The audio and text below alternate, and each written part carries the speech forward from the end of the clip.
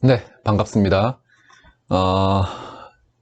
공면에 대한 미분기하학, 이거를 제가 이번 학기에 현대기하학이라고 부른다고 얘기했는데, 공면에 대한 기하학을 이제 본격적으로 공부하기 전에, 우선 곡선에 대한 기하학을, 잠깐만 언급을 하고 넘어가겠습니다. 왜냐하면, 공면 위에서 나중에 곡선에 대한 얘기를 또 다룰 거예요. 그러면,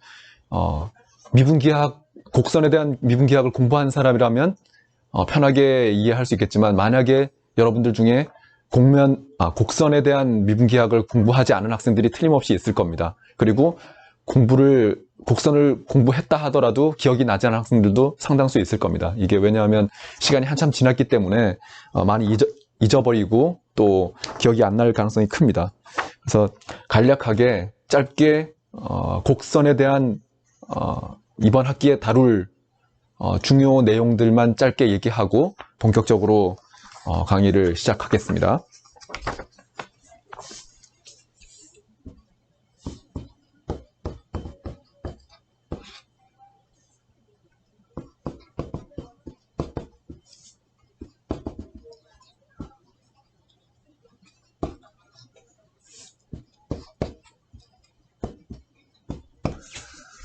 네. 커브의 미분기하학이라고 한다면 기본적으로 곡률이 무엇이다, 커버처가 무엇이다, 이것을 얘기할 수 있으면 어느 정도는 여러분들이 이것의 기하학을 알고 있다 라고 저는 판단하겠습니다. 왜냐하면 이번 학기도 마찬가지로 곡면의 미분기하학 중에서 가장 중요한 것이 바로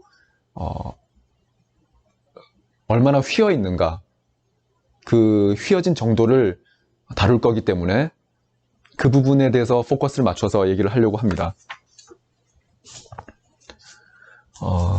공간 속에 이런 커브가 하나 있다고 하죠. 이 커브를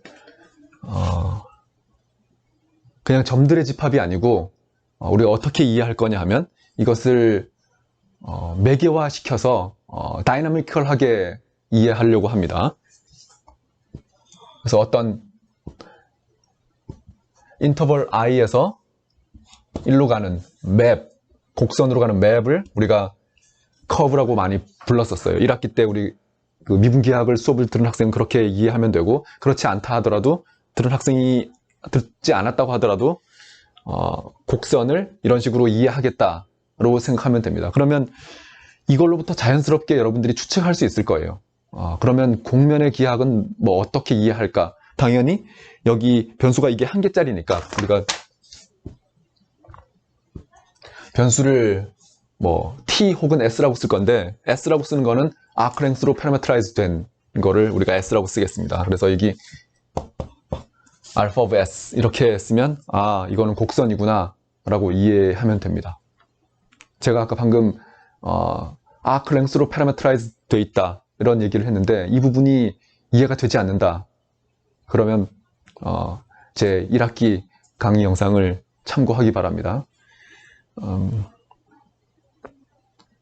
다른 말로 쉽게 얘기하면 매개화를 하는데 이 곡선을 빨리 이렇게 확 지나갈 것인가, 천천히 지나갈 것인가, 이것에 대한 차이라고 생각하면 됩니다. 제가 관심 있는 거는 이 곡선을 따라서 얼마나 빨리 움직이냐, 얼마나 천천히, 뭐 빨리 갔다가 천천히 갔다가 빨리 갔다가 그런 부분에 관심 있는 건 아니에요. 제가 관심 있는 건 어떤 부분이냐면 뭐 이 곡선의 전체의 길이가 어떠냐, 혹은 이 곡선이 얼마나 휘어져 있느냐. 이 곡선이 휘어져 있는 거가 그 곡선을 얼마나 빨리 움직이느냐 하고는 관계가 없잖아요. 여러분들이 직관적으로 봐도 그렇죠. 여러분들 인생도 마찬가지입니다. 인생의 굴곡이 얼마나 심하냐가 그 사람이 얼마나 오래 살았느냐, 혹은 뭐 얼마나 열심히 살았느냐 하고는 또 별개의 문제잖아요. 이것도 마찬가지입니다. 곡선의 굴곡에 대해서 공부한다는 것은 이 곡선을 따라서 얼마나 빨리 움직이면서 관찰하느냐, 얼마나 천천히 움직이면서 관찰하느냐는 별개의 문제입니다. 그래서 제가 이 S라고 쓴 거는, 이 S는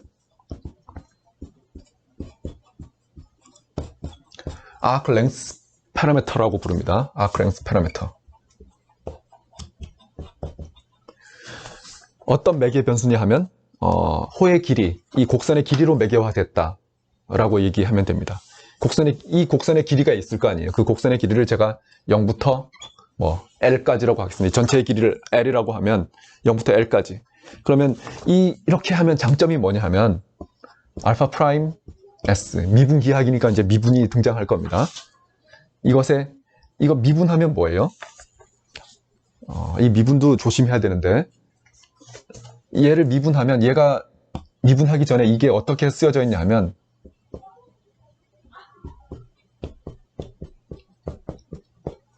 삼차원 공간 속에 이런 형태로 주어져 있죠. 각 변수들이 다 S에 대한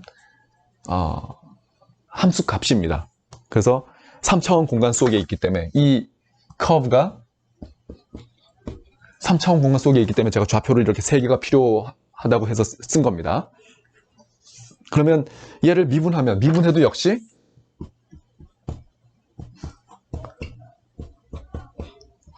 벡터입니다. 공간 속에 위치 벡터가 되는 거죠. 원점을 기준으로 해서 위치를 나타내는 그 벡터의 변화율입니다. 요게. 근데 요 아크랭스로 생각하면 좋은 점이 뭐냐 하면 요 크기가 1이에요. 항상. 다른 말로 얘기하면 내가 속도가 1인 벡터로 이렇게 움직인다라는 얘기입니다. 그러니까 이제 속도에 대해서는 스트레스 받지 않고 일괄적으로 이렇게 똑같은 속도로 움직이기 때문에 이 곡선의 특징을 로컬 프로퍼티든 글로벌 프로퍼티든 판단하기가 좀 쉽다라는 얘기입니다. 그래서 보통 이 아크랭스 파라미터를 많이 쓰는데 그렇지 않은 경우도 있겠죠. 일반적으로는 이 곡선으로 오는데 베타라는 맵으로 올 수 있습니다. 이 베타는 이 인터벌이 어떻게 주어지냐 하면 A에서부터 B까지 이런 식으로 주어질 수 있는 거죠. 꼭 이렇게 속도가 1인 걸로 일정하게 움직일 필요는 없습니다. 일반적으로는 이렇게 생겨 있죠. 화살표가 어디로 가는지 여러분들이 헷갈릴 수 있으니까 정확하게 쓰죠. 이 곡선으로 가는 맵입니다. 그러면 여기는 변수가 우리 T라고 합시다. 인터벌을 여기도 I라고 했고 여기도 I라고 했네. 이거를 I라고 하지 말고 J라고 합시다. 그러면 이 알파는 이렇게 주어지고 얘는 변수 T죠. 그러니까 얘는 알파의 S에 대한 입장으로 커브를 이해한 거고 얘는 T에 대한 입장으로 이해한 겁니다. 그러면 이 둘은 시작은 달랐지만 어쨌든 매개화하고 난 다음에 이 커브는 같은 커브를 나타내는 거예요. 그러니까 이 S하고 T 사이에는 서로 상관관계가 있게 해줄 수 있습니다. 그게 바로 재매개화한다. 그래서 미분계학을 들은 학생이라면 혹은 미적분학을 심도 있게 공부한 학생이라면 reparameterization, 재매개화다 이런 얘기를 아마 들었을 겁니다. 그래서 이 S라는 거는 A에서부터 이걸 나타내기 전에 지금 두 개 사이의 관계식만 제가 나타낸다면 이 S라는 거는 사실 그냥 S가 아니고 T에 대한 함수로 이해할 수 있다는 거예요. 함수 값으로 이해할 수 있다는 거예요. 그러니까 시작을 예를 들어서 A에서부터 T까지 그 다음에 요 베이타의 미분의 이 미분은 당연히 T에 대한 미분이겠죠. 그것의 크기 얘를 속력을 적분하는 거죠. 속도의 크기니까 속력입니다. 속력을 적분하면 거리가 나오죠. 그 거리를 내가 arc length라고 부릅니다. 그래서 요게 일반적으로는 속도가 1일 필요가 없는데 이게 만약에 속도가 1이었다면 여기서부터 여기까지 거리가 나오는 거잖아요. 그래서 정확하게 이런 식으로 되는 거고 이런 자세한 얘기를 더 할 수는 있지만 이런 얘기는 이제 우리 공면의 이론하고는 또 조금 더 거리가 멀어질 수 있으니까 이 정도만 얘기하고 넘어가겠습니다. 일단 이게 매개화에 대한 얘기입니다. 그래서 매개화는 왜 중요하냐? 이 곡선을 나타내고 싶은데 어떤 식으로 나타낼 것이냐에 대한 얘기입니다. 제가 지금 다리를 좀 다쳐가지고 약간 이렇게 이동할 때 좀 약간 다리를 절고 있을 텐데 크게 스트레스 받지 않았으면 좋겠습니다. 이 얘기를 한 이유가 혹시 제가 강의 영상의 업데이트가 좀 늦어진다면 저 사람이 지금 아파서 병원에 있구나 라고 생각해 주기 바랍니다. 최대한 열심히 노력해서 빨리 낫도록 하겠습니다. 그러니까 제가 혹시 영상이 좀 늦어지더라도 여러분들은 열심히 복습하고 예습하기 바랍니다. 네.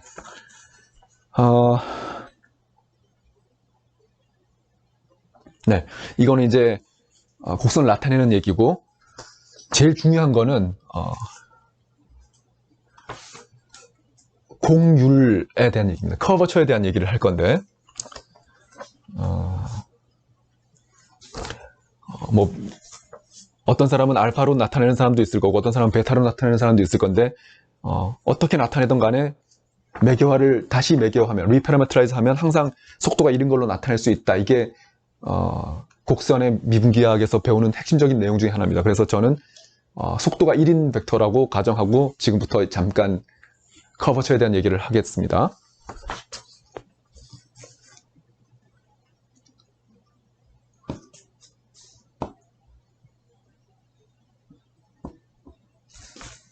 제가 변수를 s라고 한다고 그랬죠. 그래서 얘를 한 번 미분했습니다. 한 번 미분한 게 바로 다름 아닌 스피드죠. 스피드 벡터입니다. 요 벡터를 나타내는 거죠. 요 벡터입니다. 속도 벡터죠. velocity 벡터입니다. 근데 이게 지금 당연히 제가 특별한 얘기가 없으면 당연히 이 변수에 대한 미분이죠. 이 변수가 s밖에 없으니까. 근데 욕심을 내서 한 번 더 미분해 봅시다. 요 속도 방향, 요 벡터가 변화하는 변화율을 살펴보자라는 겁니다. 한 번 더 미분했어요. 한 번 더 미분하면 이렇게 나타내죠. 두 번 미분한 겁니다. 이러면 이제 한 번 미분한 것은 크기가 1이라고 아까 얘기를 했습니다. 요 아크랭스 파라미터이기 때문에. 근데 두 번 미분하면 이건 뭐냐? 이게 이제 신비롭다라는 거죠. 여기서부터가 이제 아름다운 뭔가가 나타나기 시작합니다. 이게 뭐냐? 그래서 이거를 한 번 미분한 거는 여러분들이 기하학적인 의미를 이미 우리 고등학교 때부터 배웠어요. 한 번 미분하면 그 점에서의 접선의 기울기다. 뭐 이런 거. 한 번 미분한 것을 함수를 한 번 미분하면 접선의 기울기를 나타낸다. 그 다음에 한 번 미분한 것이 바로 그 미적분학할 때 뭐 텐전트 벡터다. 이런 얘기를 우리가 많이 했고 여기서도 마찬가지로 그 얘기를 할 수 있습니다. 그래서 텐전트 벡터 변수까지 나타내면 텐전트 벡터라고 해서 t라고 이렇게 쓰겠습니다. 그래서 곡선을 여기다 한 번 더 그릴게요. 어떤 점을 하나 제가 아무거나 하나 찍었어요. 그럼 이 점에서 지금 커브가 이렇게 움직이고 있다고 하면 이거 그림을 여러분들이 쉽게 이해하기 위해서 다시 그리겠습니다. 네. 최대한 여러분들이 이해를 돕기 위해서 편하게 그림을 그리기 위해서 지금 이렇게 이동하고 있다고 봅시다. 그러면 이게 바로 요 점이 알파 오브 s고 요 점에서의 적벡터, 텐전트 벡터가 ts입니다. 그리고 당연히 요것에 한번 미분한 것의 크기가 아까 속력이 1이라고 했으니까 요것의 크기는 당연히 1입니다. 무슨 말인지 이해됐죠? 자, 그러면 이거는 뭐냐? 한 번 더 미분하면 이거라는 거죠, 이거. 이게 뭔지 몰라요. 물론 미분기하학 1을 들은 사람이라면 이거 뭔지 압니다. 근데 미분기하학을 듣지 않은 상태라고 하고 잊어버렸다고 가정하고 제가 다시 지금 설명하고 리뷰하고 있는 거니까 뭐 크게 스트레스 받지 말고 편하게 봤으면 좋겠습니다.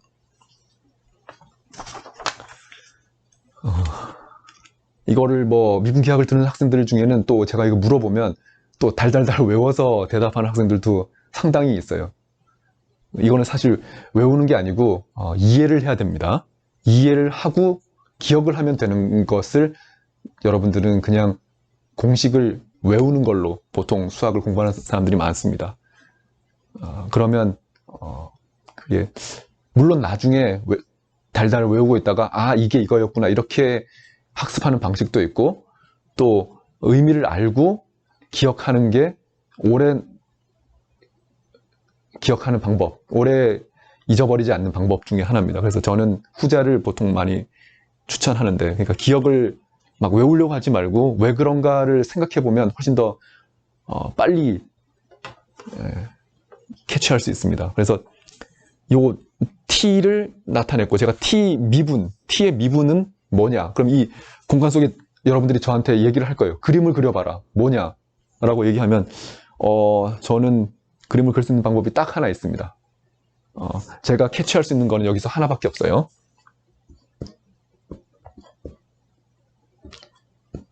t하고 내적을 한번 해볼까요? 내적하면 이거 크기가 얼마입니까? 이거 t의 크기의 제곱이죠. 그래서 1입니다. 이거 지금 울고 있는 게 아닙니다. 네. 네. 요게 지금 요거는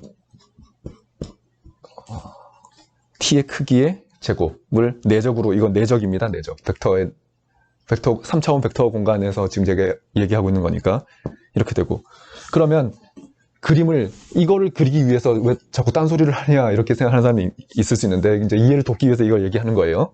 자, 미분기하기니까 이걸 미분하겠습니다. 그러면 미분하면 0이고 이쪽을 미분하면 2배의 t하고 t 프라임 이렇게 나옵니다. 요거는 이제 라이프니츠 룰, 내적에 대한 벡터 두 개의 라이프니츠 룰을 계산하면 이렇게 뭐 나온다라는 거는 더 설명하지는 않겠습니다. 제가 알고 싶은 건 t 프라임인데 여기 t 프라임이 있죠. 얘는 t입니다. 근데 t하고 t 프라임을 내적하면 0이다. 이게 이제 관전 포인트죠. 그러면 t 프라임은 t하고 해석하면 수직이란 뜻입니다. 제가 딱 하나 그릴 수 있는 거는 t하고 수직이기 때문에 이렇게 나타낼 수 있다는 거죠. 얘하고 수직이게 이렇게 나타낼 수 있다는 거죠. 이거를 제가 이 벡터가 바로 t'입니다. t'인데 이 벡터가 크기가 얼마인지는 저는 몰라요. 모르지만 얘하고 수직인 걸로 제가 그렸습니다. 그런데 이걸 그냥 이대로 나타내면 조금 흥미가 좀 떨어집니다. 그래서 이거를 제가 이런 식으로 나타내 볼게요. 크기하고 방향만 제가 분리해서 나타내 보겠습니다. 크기와 방향을 분리한다. 이게 무슨 소리냐면 벡터가 있으면 벡터의 크기가 있고 벡터의 방향이 있죠. 벡터라는 게 방향과 크기를 나타내는 어떤 퀀티티다라고 이렇게 보통 의미를 부여하는데, 방향은 이 방향이다. 얘랑 수직인 어떤 방향이다. 근데 그 크기를 따로 빼낸다라는 얘기는 방향을 어떻게 크기와 두 개로 분리해서 쓸 것이냐, 이 얘기가 지금 우리 해야 되는 일인데, 방향은 보통 우리 수학에서 혹은 물리학에서 크기가 1인 벡터로 나타냅니다. 그러면 이제 공간 속에 어떤 방향을 나타낼 수 있죠. 크기가 1이니까 그 방향으로 가기만 하면 됩니다. 크기만큼. 그래서 얘를 제가 요 방향을 제가 크기가 1인 방향으로 요만큼 했습니다. 그러면 이거를 제가 얘도 크기가 1, 얘도 크기가 1인데 이걸 미분하면 크기가 1일 이유는 없잖아요. 그래서 여기 앞에 뭐가 붙어야 됩니다. 뭐가 붙어야 되는데 크기가 얼마냐? 크기를 바로 제가 이렇게 이름을 붙이겠습니다. 요게 바로 방향이 변화하는 변화율, 그게 바로 요 K라고 썼는데 이게 바로 커버처입니다. 이 곡선의 커버처. 그래서 커버처는 T'의 크기 혹은 원래 곡선의 2번 미분, 이렇게 이해하면 된다라는 겁니다. 그래서 이게 커버처의 데피니션이라고 우리가 흔히 부릅니다. 곡선의 커버처의 데피니션이에요. 자, 그러면 여기까지 했으면 이제 뭐 커버처도 나왔고 뭐 충분히 공부할 만큼 공부했다 라고 생각하는 사람이 있을 수 있는데 여기서 조금 더 나아가야죠. 왜냐하면 3차원 공간이니까 벡터가 두 개가 있으면 하나가 더 있으면 이 공간을 우아한 말로 하면 스팬할 수 있죠. 이 벡터 스페이스를 스팬할 수 있습니다. 다른 말로 3차원 공간은 3차원 공간이라고 제가 얘기했으니까 벡터 스페이스로서 3디멘션입니다. 그러니까 베이시스가 3개가 필요하다. 개수가 3개가 필요하다는 거죠. 그 벡터가. 얘가 크기가 1이고 얘가 크기가 1이고 그러면 그거 말고 또 크기가 1인 거. 여기에 두 개의 수직인 거. 제가 그 빨간색으로 이렇게 나타낼게요. 여기에도 수직이고 여기에도 수직인 요 벡터.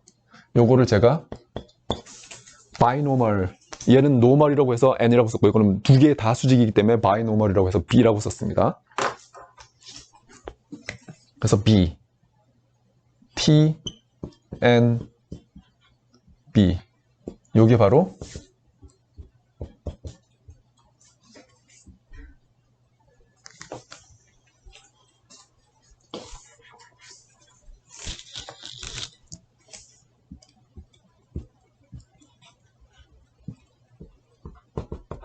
(3차원) 공간의 오소노멀 베이시스가 됩니다. 무슨 말이냐면 이 포인트에서 알파 오브 s라는 한 포인트에서 t, n, b 그래서 여러분들 외적을 좋아하는 사람이라면 얘는 b는 t와 n의 크로스 프로덕트로 쓰면 b는 따로 계산할 필요가 없죠. 뭐 t하고 n만 알면 나머지 벡터는 자동적으로 그 파지티브, 어렵게 얘기하면 파지티브 오리엔테이션을 갖게 이렇게 쓸 수 있습니다. 지금 제가 하는 말 중에 이해가 안 된다면 뭐 한 절반 정도만 이해했다고 하면 제 생각에는 충분할 것 같습니다. 더 완벽하게 알고 싶은 사람은 뭐 혼자 자습을 해도 좋고 아니면 아까도 얘기했지만 이전 영상 제 그 미분기학 강의 영상을 봐도 좋고 뭐 어떻게 해도 좋습니다. 그래서 요 커버처 그러면 아마 여러분들이 이런 거를 궁금해 할 거예요. 미분기학이니까 계속 미분하고 싶을 겁니다. 여러분들 마음속으로는. 이제 TMB 이 포인트에서는 지금 이게 충격적인 게 뭐냐 하면 Orthonormal basis at alpha of s 이렇게 되는 거죠. 여기 다 s에 대한 펑션이니까 이 포인트에서는 또 이렇게 되고 이 포인트에서는 이렇게 되고 그러니까 포인트가 움직일 때마다 여러분들은 하나의 이 좌표 축을 얻는 거예요. 좌표 축이라는 게 뭐 영어로 표현하면 프레임입니다. 프레임. 이 프레임을 이렇게 다 얻는 거예요. 각 커브의 이 커브 알파가 있으면 커브의 각 점마다 이렇게 얻는 거죠. 이걸 그래서 프레임이 이렇게 움직인다고 해서 무빙 프레임이라고 그래요. 이 얘를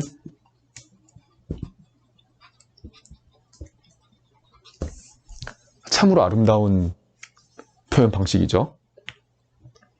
그래서 그러면 t의 미분은 뭐고 n의 미분은 뭐고 b의 미분은 뭐냐?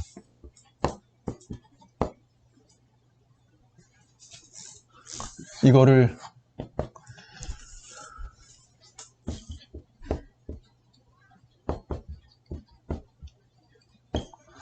프레네셀의 포뮬라라고 부릅니다. 자, TMB 미분은 뭐냐? 다시 얘기하면 T'이라는 건 하나의 벡터입니다. N'이라는 것도 어떤 하나의 벡터죠. 얘가 벡터니까 얘를 미분하면 또 뭐가 나오냐? 이거는 궁금하지 아니할 수가 없죠. B도 마찬가지. 얘를 미분하면 또 뭐가 될까? 새로운 벡터를 얻고 싶다라는 거죠.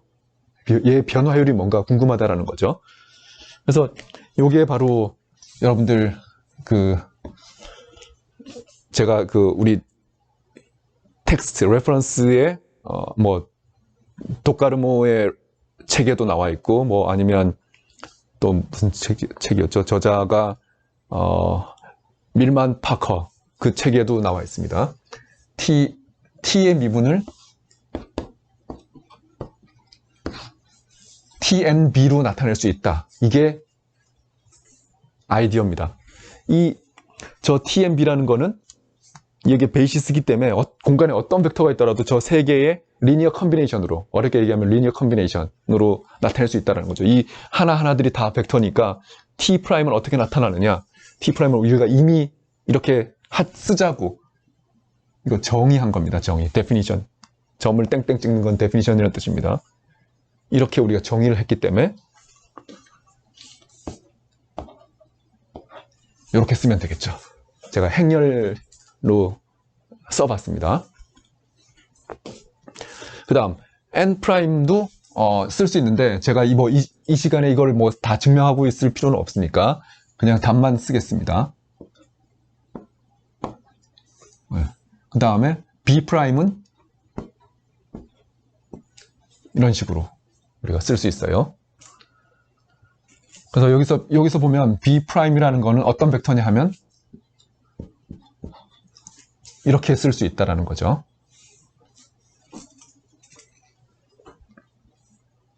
N'은 뭐 마이너스 K, T, 마이너스 타우, 요거를 타우라고 부릅니다.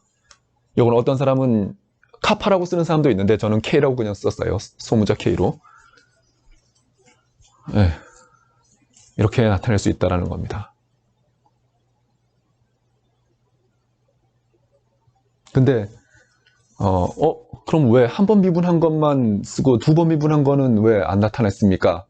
라고 여러분들 중에 또 질문하는 사람이 있어요. 다른 말로 하면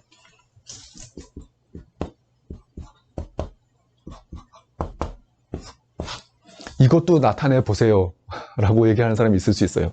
이거는 제가 왜 따로 공부를 안 하느냐, 이것만 알면 충분하다라는 거죠. 무슨 말인지 알겠습니까? T의 더블 프라임이라는 거는 T 프라임의 프라임이잖아요. T 더블 프라임이라는 거는 이렇게 됩니다. 그러니까 T 프라임에다가 T 프라임이 이거라고 그랬죠. 그럼 KN이니까 KN을 다시 미분하면 어떤 또 TNB로 또 나타낼 수 있습니다. 얘는 그래서 TNB로 이렇게 나타낼 수 있습니다. 그래서 저 3x3 매트릭스에 뭐가 들어가느냐, 그거는 여러분들이 이 프레네셀의 포뮬라만 기억하고 있으면 저기에 뭔가 들어가는지 집어넣을 수 있다는 거죠. 그래서 첫 번째로 여러분들과 커뮤니케이션을 위해서 여러분들이 잘 이걸 따라오고 있는지를 확인하기 위해서 요게 뭐냐를 계산해서 여러분들 저기 어디 올리지? 스노보드에 올려주기 바랍니다. 여러분들 다 글 쓸 수 있을 테니까 써서 올리기 바랍니다. 네. 자, 지금 제가 곡선의 기하학 중에서 가장 중요한 부분, 프레네셀의 포뮬라, 그러니까 커버처와 뭐 이거 타우라고 쓴 거, 이게 우리 토션이라고 부르기도 합니다. 미분 기하학에서. 근데 뭐 지금은 우리 토션까지 알 필요는 없고 기억할 필요는 없고, 일단 저 커버처는 앞으로 또 나올 거예요. 그래서 지금 제가 설명을 한 거고, 약간 왔다 갔다 이렇게 설명한 게 있는데, 이거는 지금 이번 학기 수업을 시작하기 위한 그냥 리뷰라고 생각하면 됩니다. 그래서 변수가 한 개짜리에 대한 스터디는 이런 식으로 한다. 여러 번 미분하고 싶지만 여러 번 미분해봐야 결국은 한 번 미분하는 것만 알면 얘가 결론은 끝난다. 이런 얘기를 제가 지금 한 겁니다.